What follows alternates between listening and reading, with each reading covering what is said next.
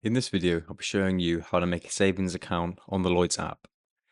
So first of all, go to Apply at the bottom window, go to Savings here, open up that folder, click Savings, and then go on Compare Savings Accounts. So here we can compare the different accounts that we can potentially open here. Click on the one that you want.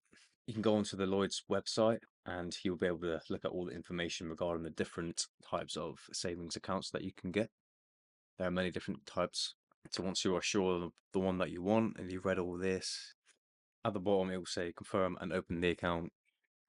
Again, be sure that you've read all the information regarding this. Accept ISA declaration. Put in your national insurance number. Click on select whichever one applies to you.